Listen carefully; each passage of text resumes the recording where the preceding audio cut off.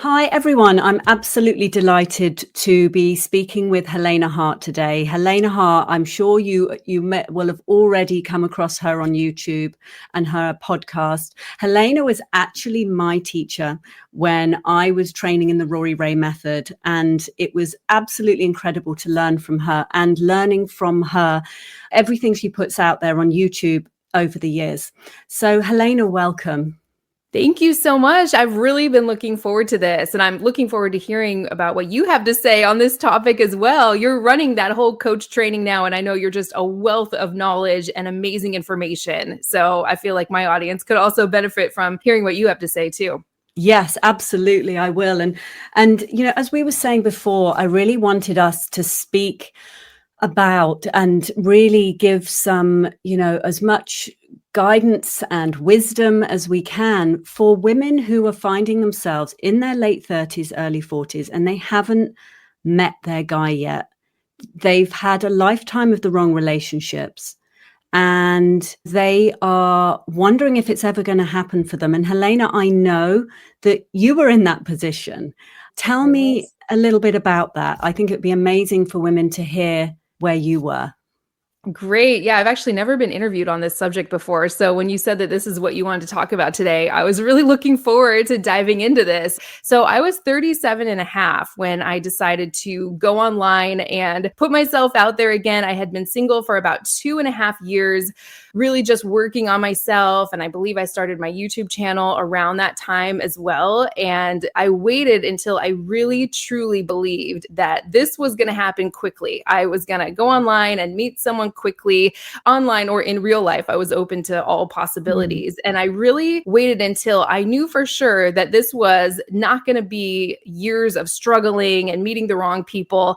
And I actually met my husband 24 hours after joining that dating app. We met on Bumble, and he was a little new to the platform too. So looking back, I can see all the reasons why I just wasn't really feeling ready. I wasn't motivated. So I knew I didn't want to just put myself out there and go through the motions and go through a bunch of struggle and frustration when I didn't really feel like I was ready. And I did want the opportunity to potentially have a child if I did meet the right person.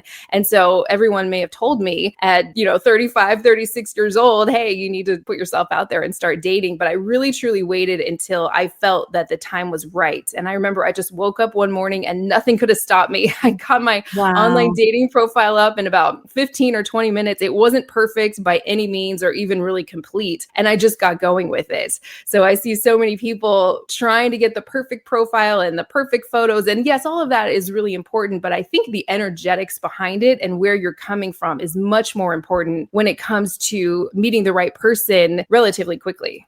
Absolutely, 100%. And, you've said something important there. Now, so many women also hear, I'm not ready to date, or I don't think I'm ready to meet someone. Now, sometimes that's coming from a very clear place in terms of they know themselves. They know, as I hear from you, they know themselves and they just know right now, I'm not ready. Part of me is holding back. And then you can trust your instinct and know when you are ready. But also sometimes I hear women say that, and actually it's because they're scared to put themselves out there. So did you have a period of time where you were dating and just meeting lots of different people? Did you have a period of time years back where you did that? Oh, that is such a great question. And I completely agree with you, by the way. And yes, I had definitely online dated in the past, and the results I got were very mixed, because my energy was very mixed. I was thinking I was ready or I should be ready. We have that biological clock thing as women, but at the same time, I really wasn't. And so that was reflected back to me in the kind of men I would attract. I would attract or be attracted to men who were kind of 1 foot in and 1 foot out. They weren't really ready for a real serious relationship. And not that there was anything wrong with their unreadiness or my own unreadiness. It was just simply being reflected back to me. So like I said, that's why I think it's important to not force yourself to go through the motions if you aren't really, truly feeling it deep down. Yeah, absolutely. Because you can use the dating process to literally date yourself and your life and just be open to guys, whether you're walking down the street, whether you're sat in a coffee shop, whether you're even with work colleagues, but there can be just an openness, even if you're not online dating. Would you agree with that? Definitely. In those 2.5 years or so that I was single and working on myself, I would go on the occasional date if I happened to meet someone when I was out and about or something like that. But I really wasn't dating intentionally. However, I wasn't just sitting at home waiting for the right guy to show up on my doorstep or anything like that. I was actually having a pretty good time. I had a great social life, really good friends. I spent my time in a meaningful way. And so I think that's really important too.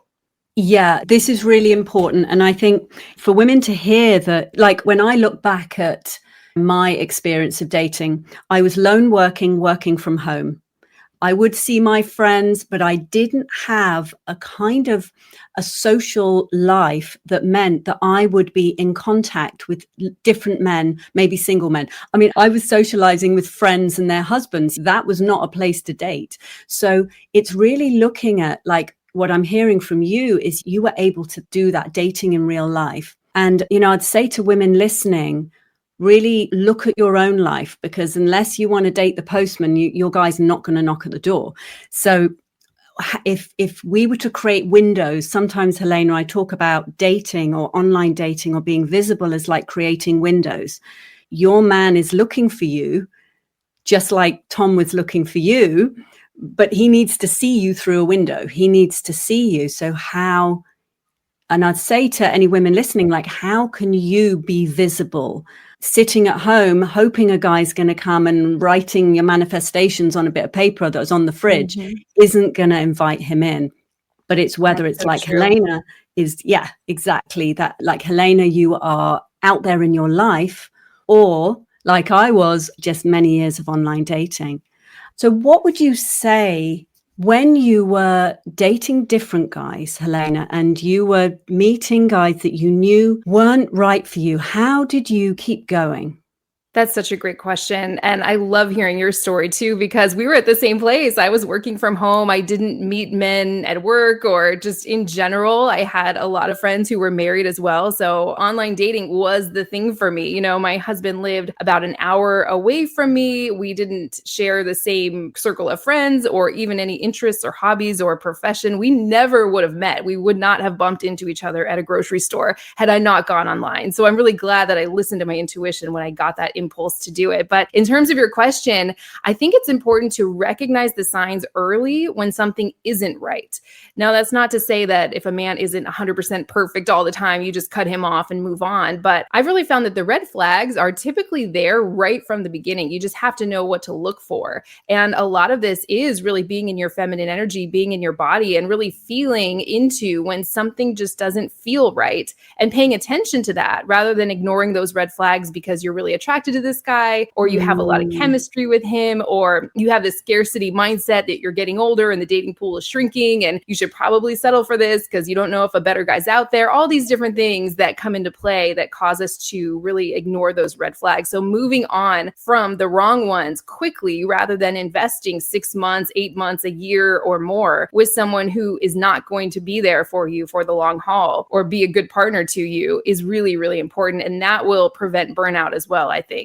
Oh gosh, absolutely. And this sounds to me, and I agree 100% with, it's about using dating to raise your own self-awareness as well. That self-awareness of how is it I feel with this guy. And also there's something interesting, isn't there, about red flags, because I believe we have our own red flags. What are the red flags in me that I can be aware of? And for me, that was when I noticed myself really chasing unavailable men, becoming very anxious. Not that there's anything wrong with being anxious, but feeling very kind of like trying to grip onto and hang on to the wrong men. And when I learned to listen to my red flags and notice my red flags as well as the red flags in the guy, I think that's where we grow.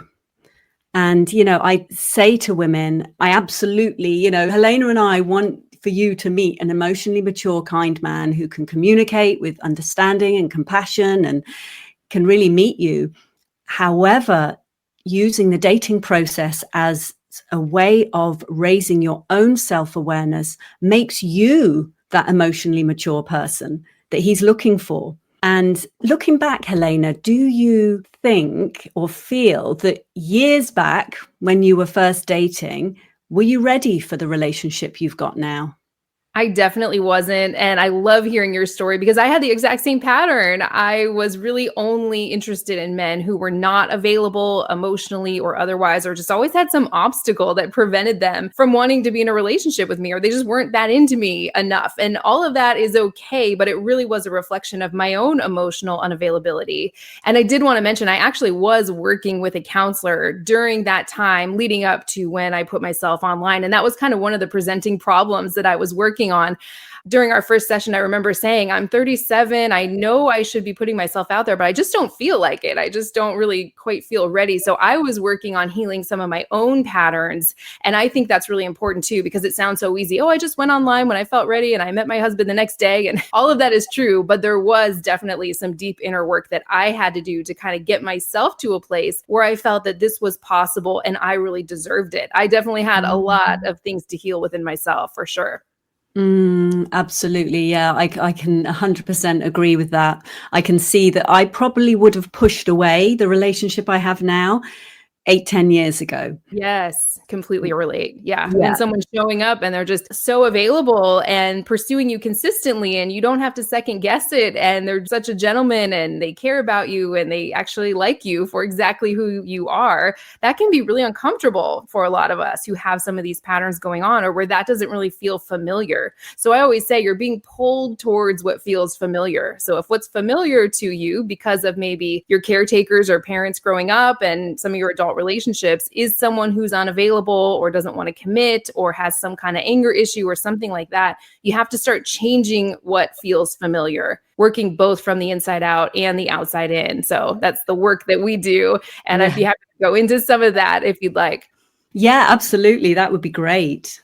Yeah, so working from the inside out is a little bit of what I talked about. I'm really big on getting support, just like I did. Even though I teach this stuff, I had my own things to heal on the inside, and that could be anything. I kind of wish we were doing this live because we could answer questions for what people are going through specifically. Maybe we could do that sometime in the future. That'd be really fun. Yeah, But, absolutely. for me, I think it was a lot of worthiness issues. I just felt that I was missing something, that there was something broken within me that everyone else had and seemed to have figured out. And I just couldn't quite figure out what it was that would attract a high quality man who I also wanted to be with, because it's probably not that hard for women out there to attract some guy who wants to commit, but we're looking for your soulmate here. We're looking for the one. And so I just had a real problem with that all throughout my adult life. And then I started to kind of diminish my own desire and say things like, oh, I don't know if I'd really even want to live with a guy or get married, when deep down I actually really did. And so owning that desire was actually pretty difficult for me because I had to heal all the things that made me feel unworthy of it. And there's a lot that goes into that, a lot of inner child work that would probably be beneficial for everybody. But what that inner work looks like, I think, is different for every single person. That's where getting some support can be so helpful. I don't know if I would have ever gotten to that place, or maybe I would have eventually had I not been working with someone, but it may have taken me way longer. So I'm so glad I got the support I needed when I really felt that I wanted to put myself out there. I'm glad I got that support beforehand to get myself to that place. And then working from the outside in, if we're talking about people who were drawn to the unavailable man, would be something like, from this point forward, you are only going to give a chance to men who are 100% available and whose energy is coming towards you consistently. So for a man to even qualify to get to spend any time with you at all, his energy has to be coming towards you. You have to feel good about yourself in his presence. You don't want to be feeling anxious or urgent or on edge around him. I could just talk forever about this, but And right, confused. Often women feel confused, don't they? And yeah. that's another sign. Yeah. Absolutely. I think a lot of people factor these other things in. I'd love to hear your thoughts on this too, Naomi. I see a lot of women, and I used to do this myself. They think, well, he's a little emotionally unavailable, or he kind of has commitment issues, but he's the right age for me and he has a good job and I love his family and he's successful, or he owns a home. And they factor all these different things in. He makes me laugh. We have a good time together. Okay, he doesn't always pursue me consistently, or I don't always feel great about myself around him, but they factor these other external factors in. And so I want women to stop doing that. Stop factoring all these things in. Is his energy coming towards you consistently? Do you feel good about yourself and his his presence, is he showing you with his consistent actions over time that he's interested in you and ready to move things forward toward the kind of relationship you want? These are the important things to pay attention to when you're turning some of these patterns around. I'd love to hear your thoughts on that, Naomi. Yeah, absolutely. And that it's simple.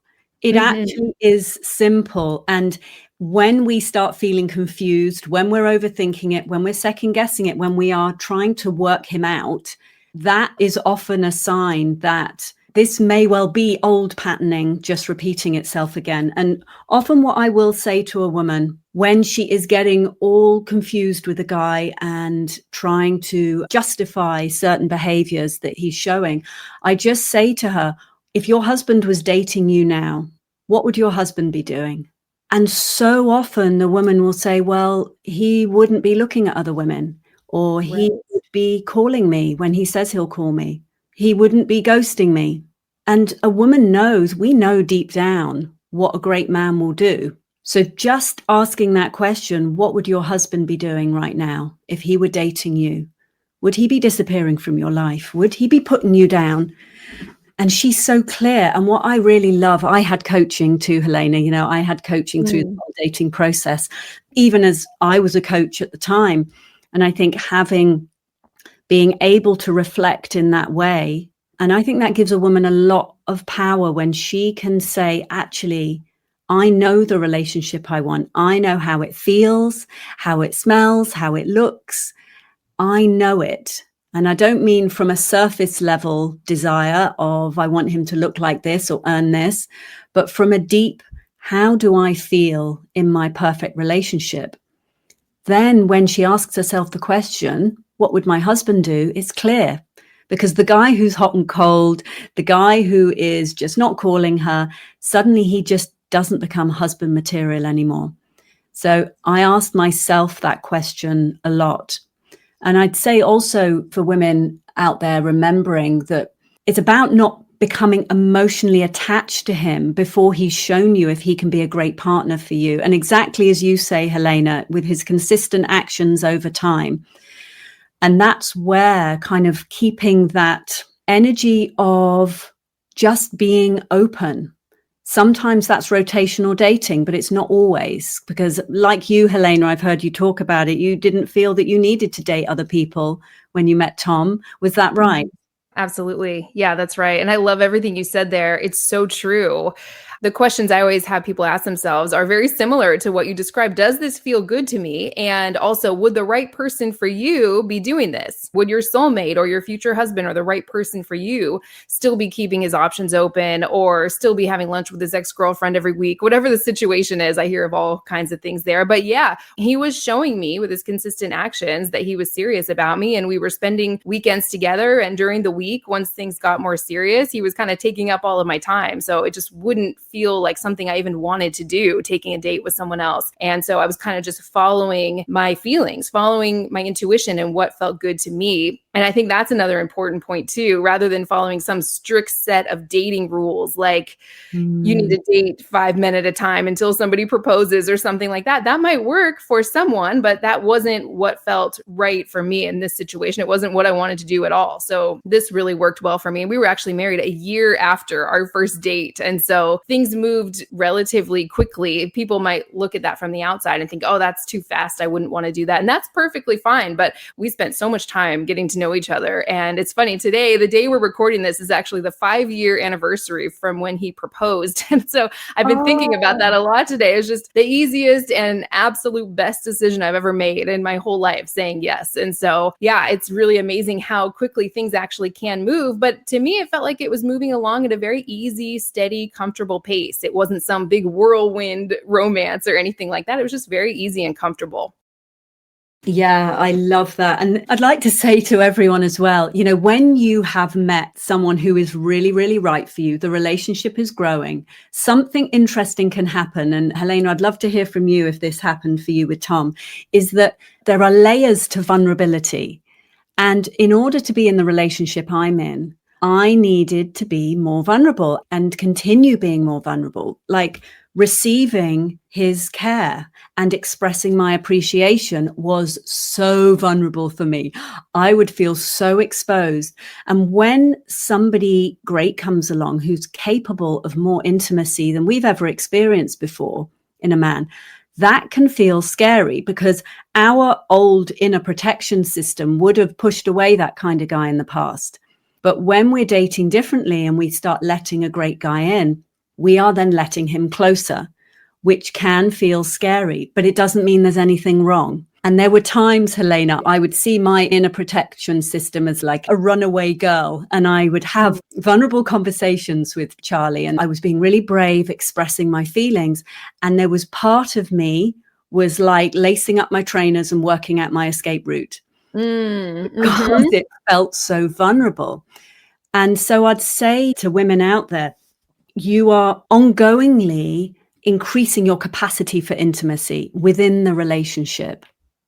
So it's not that you meet the right person, suddenly everything's fine. You're never anxious again. You never feel needy again. You never feel, vulnerable again. Actually, you can just go deeper into vulnerability. And that's where that real connection comes, when you kind of soften up and open up. And I'm the sort of softest and more open that I've ever been. And interestingly, I find the more I express myself, the more and express my feelings, my appreciation, the more he wants to give to me. He'll say, I love spoiling you. I love buying you champagne. Because I've learned to vulnerably show my feelings and my appreciation. So Helena, I'd love to hear like what your experience of that, the vulnerability of the kind of relationship that you're in. I love everything you shared there. I just cannot wait to interview you sometime. I hope we can do that soon. I want to dive really deep into your story because I didn't know a lot of those details. And I think that could just be so helpful for so many people out there. And I really related to what you said. You could feel the difference when you were truly being vulnerable versus when your protective mechanisms were kicking in and you were like lacing up your running shoes. I did the same thing. It's so funny. I would say things like, I don't know if we're at the same place, or don't you want to be with someone younger where you have more time to be together before trying to have a family, things like that. I mean, you wouldn't believe some of the stuff that came out of my mouth trying to like protect myself and make sure all my bases were covered. And luckily I was still working with that counselor at the time. And I would tell him, I have the most perfect guy. He's everything I ever would have wanted and more. He's such a gentleman, so respectful.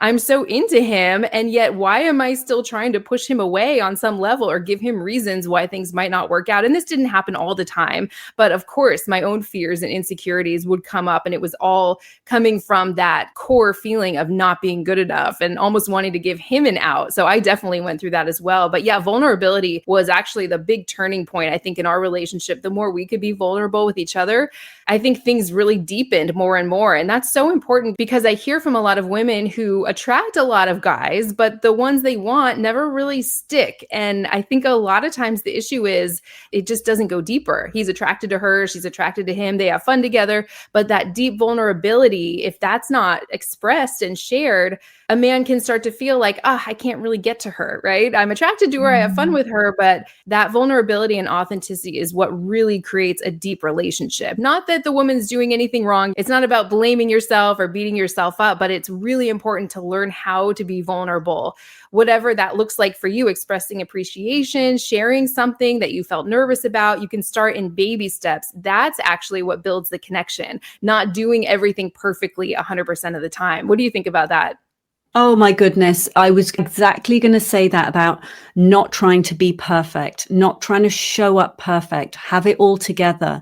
It's okay to show up messy. And there were times I remember owning the sensitivity I had.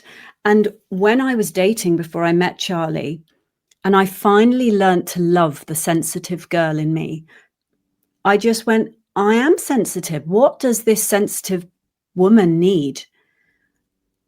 I need someone who's very kind, very solid, who's really affectionate and verbally affectionate as well. It's like, instead of me trying to bend myself like a pretzel, I've heard you say, Helena, and I love that, bend myself in a pretzel to fit into what a guy wants. How about I just seek out a guy who can bring the ingredients to the relationship that actually really make me feel safe, make me feel like my sensitivity and anxiety doesn't have to lead. And Yeah. that for me, I would always feel like if I was with the wrong person, I was trying too hard to be perfect, to be right. Mm-hmm. Mm-hmm. When I was, in the relationship I'm in now, I just get to be who I am. And there's something also that really creates safety in a relationship. And I've been talking a lot recently about, the sanctuary relationship. How can you have a relationship that is a sanctuary? And I would say the more we raise our self-awareness, the more emotionally mature we become, the more of a green flag we are. We're a walking green flag for a great, great guy. And when in a relationship, we're able to just say, I'm sorry I was so defensive, or you didn't deserve me snapping at you like that. You haven't done anything wrong. To be able to just own the fact that you messed up a bit and that it had an impact on someone else, those little things create an environment of such safety and sanctuary that it's a relationship that neither of you will want to leave because it feels so good to come back to it. You go out in the world and come back to it. And I meet women all the time who are scared of abandonment, are scared of a guy, walking away and maybe meeting somebody else. And that happened to me, Helena. My husband had an affair. Oh my God. However, when we bring our realness to a relationship in a way that creates that safety, we have a relationship that is that sanctuary that he will want to keep coming back to, because it may well be the safest place he feels in the world, that relationship. Do you have anything you wanted to say about that? Oh, I have so much I could say on that. I wish we had all the time in the world today. I love everything you shared. That's so beautiful. And I didn't know that. And I bet in your relationship now, that is not even a fear that would ever occur to you, probably because you feel so safe and you feel so secure in his love. I'm just guessing. But is that different from how you used to feel in the past or maybe in your marriage before? Absolutely. I mean, after I discovered my husband's affair and we tried working through it, and then I ended up walking away, I knew very soon after finding out I had two choices. I either become hyper vigilant and didn't trust for the rest of my life, or I learned how to trust myself to be okay no matter what. And I chose the second one. And so I went through dating, and I'm in my relationship now, and I have no fear about what he may or may not do, because I know no matter what happens in life, I can't control other human beings. I can't control things like that, but I have agency over how safe I feel with me and knowing that I will be okay no matter what happens in life. And, then that's reflected in the man I meet. And even in his words, he said to me once, he said, I know it's my job, Naomi, to affair-proof the relationship. It is my job to make you so happy, you will never want anyone else. And to me, that was just a mirror of the energy that had created inside of me.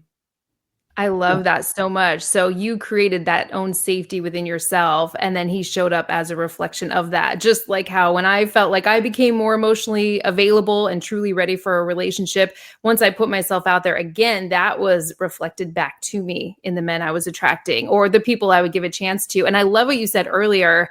You'll just kind of naturally get bored and lose interest in men who have their eyes on other women or who aren't pursuing you consistently. When you do this inner work and the outer work as well, what starts to feel familiar is this whole new kind of man. Because I think there's a tendency, our brains are kind of hardwired to put things in categories, and we tend to think that what we've experienced is all there is. Like you may think that you've already met every kind of man that's out there, and so maybe it'd be better just to be single, when I really had to open myself up to the possibility that there is a whole nother kind of man out there that I just haven't met yet, or there could be. I had to be willing to see things in a new way, because I did not want to get into another bad relationship. I would have been happy just being single forever rather than getting into some nightmare situation where I didn't feel good or where my needs weren't getting met or something like that. And so I love this idea of showing up with the energy of what you want to attract out there in the world, in men, and really in all areas of your life. Yeah, 100%. And that's what creates the depth of what we do, doesn't it, Helena? And that's why I really wanted to have this conversation with you, because, I want people to know that attracting a great relationship isn't about the things we do out there to get a guy. It's about who we're being and the energy shifts inside of us, the profound shifts. I'm a very different woman than the woman I was a decade ago. I'm still Naomi, but actually how I feel about myself, how I see life is completely different. And it's what's going on underneath. And for all of you listening here, when you truly get that and experience it, you get profound shifts forever. You don't need always the advice from other people, because you can drop in and listen to yourself.